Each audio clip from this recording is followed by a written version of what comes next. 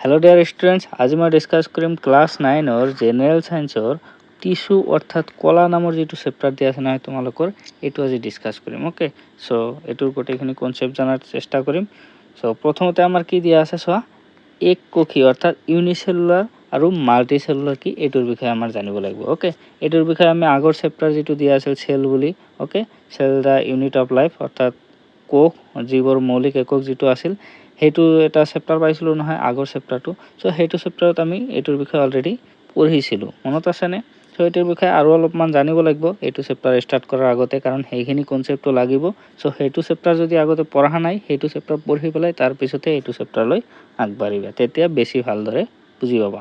Okay, so এতিয়া এতেও discuss কৰিম ইউনিসেলুলাৰ কোনবিলাক কয়, অৰ্থাৎ এক কোষী যিবিলাক আমাৰ কি কৰে এটা মাত্ৰ কোষ থাকে, এটা মাত্ৰ সেল থাকে। ওকে, আৰু হেতুৰ দ্বাৰা তাৰ যিবিলাক বেসিক মানে দৰকাৰী কাম কাৰ্য আছে গোটেইখিনি কৰিব পাৰে, যেনেকুৱা মুভমেন্ট, ওকে, খাদ্য খোৱা, এক্সক্ৰিশন নিষ্কাশন কৰা, গ্যাস এক্সচেঞ্জ গ্যাসৰ বিনিময় কৰা, চলাচল, এই গোটেইখিনি কি কৰিব পাৰে যেনেকুৱা এটা এমোবাৰ এক্সাম্পল তোমালোকে ল'ব পাৰা। ওকে, আৰু মাল্টিসেলুলাৰ কোনবিলাক, মাল্টিসেলুলাৰ হয় মানে বহুকোষী, অৰ্থাৎ তাতে কি থাকিব বহুত বিলাক আমাৰ কোষ থাকিব, বহুত বিলাক সেল থাকিব। Okay, to achieve maximum efficiency, কিহৰ কাৰণে, যাতে ম্যাক্সিমাম কাম হিয়তে কৰিব পাৰে, ম্যাক্সিমাম হিয়তে বডিটোক ইউটিলাইজ কৰিব পাৰে। ওকে, ইউজ কৰিব পাৰে, সেই কাৰণে কি কৰে হিয়তে মানে বহুত ধৰণৰ কোষ থাকে, বহুত কি কৰা থাকে হিয়তক গ্ৰুপ কৰা থাকে, আৰু এটা এটা গ্ৰুপ মিলি কি কৰে এই বডিটোৰ কাৰ্যবিলাক সম্পন্ন কৰে। যেনেকুৱা এটা এক্সাম্পল ল'ব পাৰা মানুহৰ ক্ষেত্ৰত। ওকে, মানুহৰ হাতত তোমালোকে চাবা বেলেগ ধৰণৰ কোষ আছে, এই ভৰিত তোমালোকে চাবা ভৰিত বেলেগ ধৰণৰ আছে, বডিটোত চাবা বডিটোত বেলেগ ধৰণৰ আছে, এনেকুৱা মানে কাৰণ হাতৰ কাম বেলেগ, ভৰিৰ কাম বেলেগ, তাৰ পিছত বডিটোৰ কাম বেলেগ, সেই বডিটোৰ মানে যিবিলাক যি কাম আছে কাৰ্য আছে সেইবিলাকৰ হিচাপত কি কৰা হৈছে, এইবিলাকক সেপাৰেট কৰি গ্ৰুপ কৰা হৈছে। ওকে, যেনেকুৱা এটা এক্সাম্পল দিছে কন্ট্ৰাক্টিং মাসল ফাইবাৰ, যেনেকুৱা হাতটো মানে কি কৰিব লাগে, যেতিয়া আমি লৰচৰ কৰোঁ তেতিয়া কন্ট্ৰাক্ট হয়, ৰিলেক্স হয়। সো এইবিলাক আমাৰ কি হৈ থাকে বেলেগ বেলেগ এনেকুৱা ধৰণৰ কাম বডিটোত হৈ থাকে। তাৰ পিছত গছ গছনিটো চোৱা, গছ গছনিটো কি হয় আমাৰ মাল্টিসেলুলাৰৰ ভিতৰত পৰে, কাৰণ চোৱা গছত বহুবিলাক কোষ থাকে, বহুবিলাক কাৰ্য থাকে, বস্তুৰ চলাচল কৰা, খাদ্য প্ৰস্তুত কৰা, বহুবিলাক এতে কাৰ্য হৈয়ে থাকে। সো এইবিলাক আমাৰ কি হয় এটা এটা মাল্টিসেলুলাৰ অৰ্থাৎ বহুকোষী জীৱ বুলি ক'ব পাৰা। ওকে, সো যেতিয়া তোমালোকে চোৱা যদি গ্ৰুপ বান্ধি থাকে আৰু এই গ্ৰুপটো মিলি পেলাই একে ধৰণৰ কামে কৰে। ওকে, সো হেতুৰ বিষয়ে চোৱা ডেফিনেশনটো চোৱা, যদি টিস্যু কাক কয়, কলা কাক কয়, হেতু যদি আহে তোমালোকে কেনেকুৱা কৰি চোৱা, a tissue is a group of cells that are similar in structure.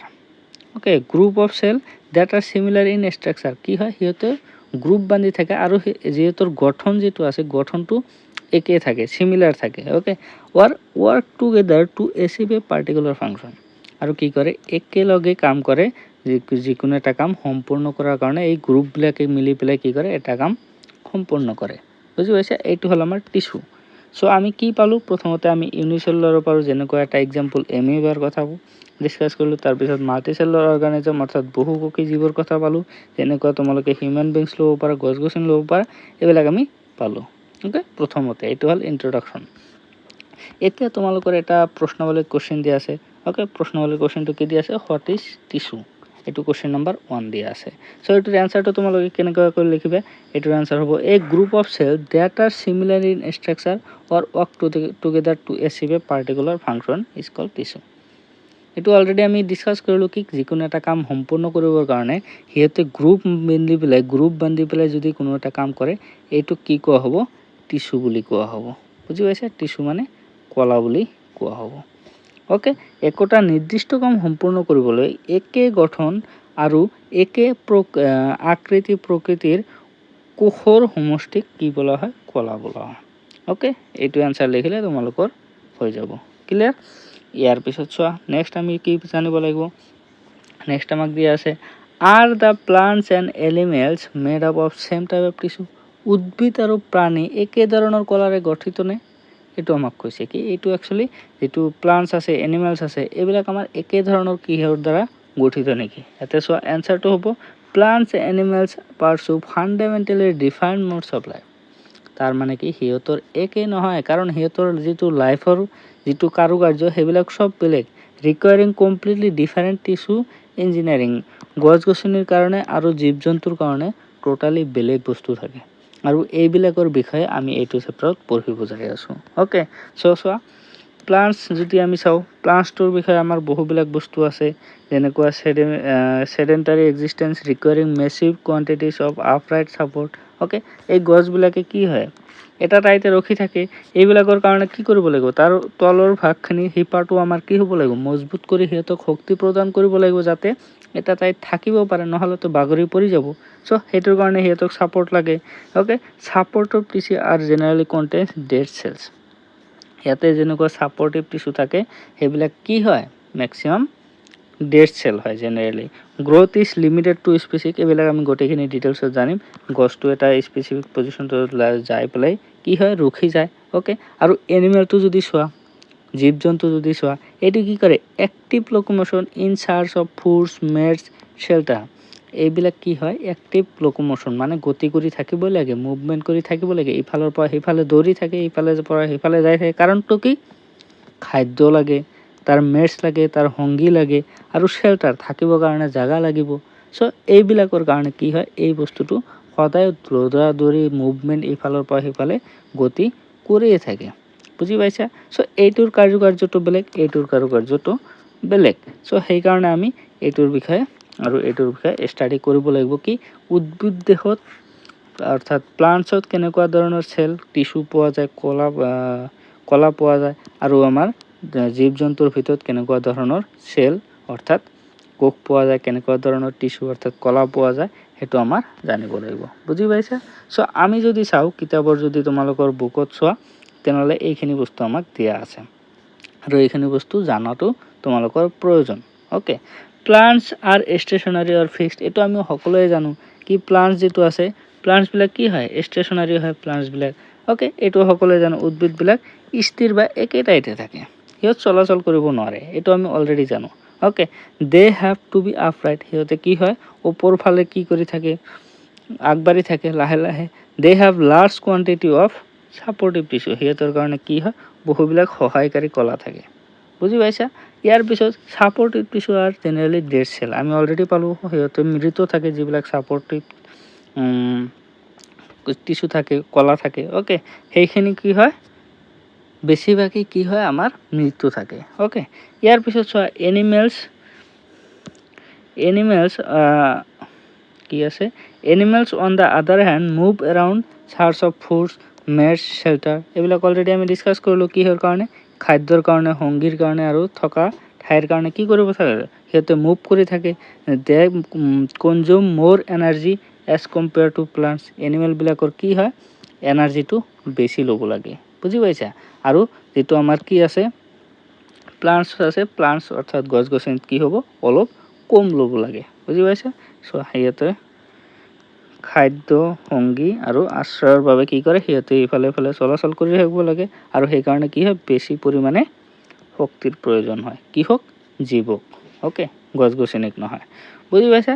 সেই সৰলখিনি আৰু যিটো উদ্ভিদৰ প্ৰাণীৰ ক্ষেত্ৰত যদি তোমালোকে চোৱা, বেছিভাগে কি হয়, সজীৱ আৰু জীৱিত, অৰ্থাৎ সিহঁতে কি হয়, লিভিং হয়।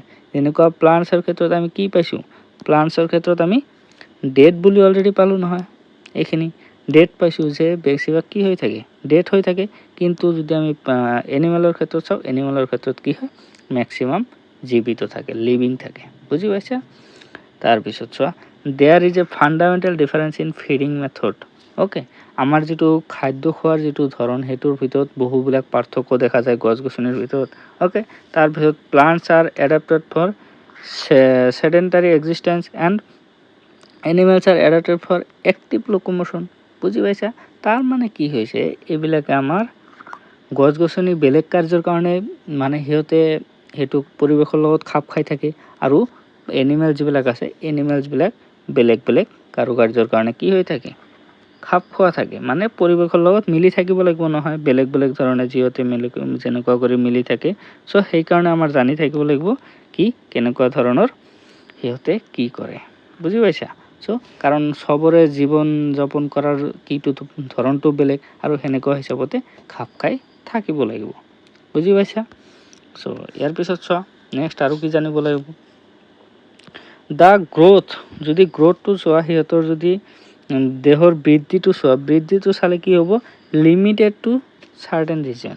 আমাৰ প্লান্টছৰ ক্ষেত্ৰত কি হয়, প্লান্টছৰ ক্ষেত্ৰত যিটো গ্ৰ' হয় সেইটো আমাৰ চাৰ্টেন ৰিজনলৈকে হয়, while there is not so' in animals, তেনেকুৱা এনিমেলৰ ক্ষেত্ৰত নহয়, বুজি পাইছা?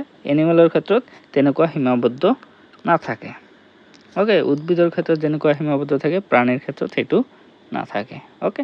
There are some tissues in plants that divide together in their throughout their life. কি আছে, গছ গছনিৰ ভিতৰত কিছুমান এনেকুৱা টিচু আছে, অ'কে, সেইবিলাক কি হয়, থ্ৰু আউট দেয়াৰ লাইফ, গোটেই জীৱনে কি কৰি থাকে, সিহঁতে বিভাজন কৰি থাকে, ডিভাইড কৰি থাকে, অ'কে।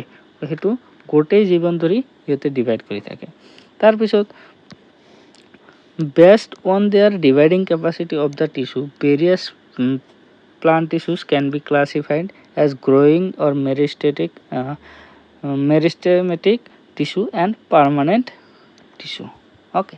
সিহঁতক কি কৰে, সিহঁতৰ যিটো ডিভাইড কৰাৰ কেপাচিটি সেইটোক চাই পেলাই সিহঁতক আমি দুটা ভাগত ডিভাইড কৰিব পাৰোঁ, এটা হ'ল মেৰিষ্টেমেটিক টিচু আৰু এটা হ'ল পাৰ্মানেণ্ট টিচু। এই দুটা হিচাপত আমি ভাগ কৰিব পাৰোঁ, অ'কে। এটা হ'ল এটা কি আছিল, স্থায়ী কলা আৰু ভাজক কলা হিচাপত আমি ডিভাইড কৰিব পাৰোঁ, okay. Next cell grow' in animal are more uniform. যিটো এনিমেলৰ ক্ষেত্ৰত চোৱা, এনিমেলৰ ক্ষেত্ৰত কি হয়, মোৰ ইউনিফৰ্ম হয়, বহুত সুষমভাৱে হৈ থাকে, অ'কে। এইটো একে মান বিশিষ্ট যিটো এনিমেলৰ ক্ষেত্ৰত, বুজি পাইছা? ইয়াৰ পিছত চ' দেয়াৰ ইজ ন' চাৰ্চ demarcation for dividing and non dividing region of animals. যেনেকুৱা আমি ইয়াতে ডিভাইডিং আৰু নন ডিভাইডিঙৰ কাৰণে আমি বেলেগ বেলেগ ভাগ পালোঁ, সেনেকুৱা আমি এনিমেলৰ ক্ষেত্ৰত নাপাওঁ, অ'কে, বুজি পাইছা? চ' এইখিনি আমি জানিলোঁ।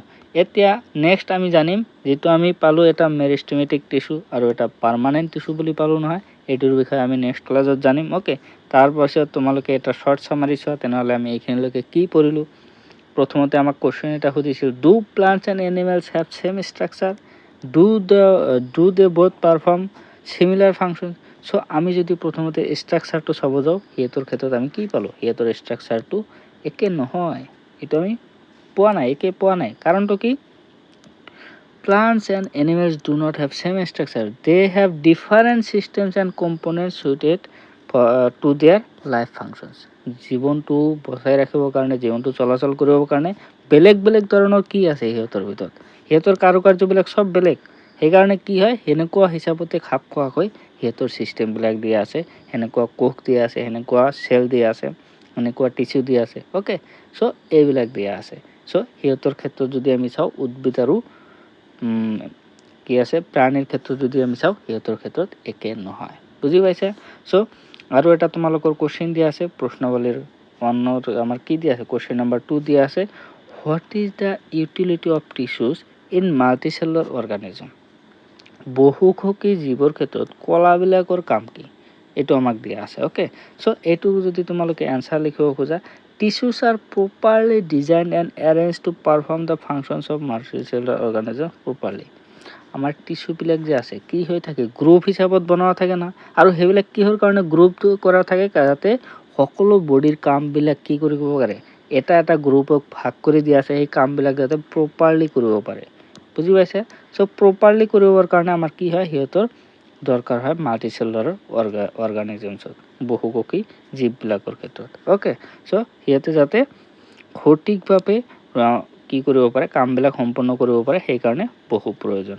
তাৰপিছত ইচ টিচু পাৰফৰ্ম এ স্পেচিফিক টাস্ক এফিচিয়েণ্টলি। আমাৰ কি হয়, সকলোবিলাক যিমানবিলাক টিচু আছে গোটেইবিলাকে কি কৰে, এটা এটা কাম নিয়াৰিকৈ কৰে, বুজি পাইছা, efficiently, reducing the risk of loss of strength skill, মানে যাতে কম সময়ৰ ভিতৰত টাইম ছেভ কৰি, তাৰপিছত ৰিস্ক যাতে কম হয়, সেনেকুৱা কৰি আমাৰ কামবিলাক নিয়াৰিকৈ ভালদৰে সম্পূৰ্ণ কৰাৰ কাৰণে ইউজ কৰা হয়, okay. Large number of cells in multicellular organize to divide function. চেলবিলাকতো ডিভাইডো কৰি থাকিব লাগিব, বিভাজনো চলি থাকিব লাগিব, সেইটোৰ কাৰণে কি কৰা হয়, বহুবিলাক কোষ আমাৰ কি কৰা হয়, সেইটোত দিয়ে মানে কামত লগাই দিয়া হয় বহুবিলাক কাম যে টিস্যু আছে যিবিলাক আমাৰ ডিভাইড কৰি থাকে বহুবিলাক আমাৰ কি কৰি থাকে বেলেগ বেলেগ কাম পাৰফৰ্ম কৰি থাকে বুজি পাইছা সো এইখিনি বস্তু তোমালোকৰ এতিয়ালৈকে ডিসকাস কৰিলো নেক্সট ক্লাছত আমি ডিসকাস কৰিম আমাৰ কোনটো আছিল এইটোৰ বিষয়ে মেৰিস্টেমেটিক টিস্যু আৰু পাৰ্মানেন্ট টিস্যু কোনবিলাক হয় হেতৰ কামটো কি কি হিচাপত কাম কৰে যেহেতু আমি এইটোৰ বিষয়ে ডিসকাস কৰিব দিছে এইটোৰ বিষয়ে আমি ডিটেইলছত জানিম নেক্সট ক্লাছত ওকে সো আজিৰ কাৰণে এইখিনি কিবা ডাউট থাকিলে কমেন্ট সেকশনত জনাই দিবা ওকে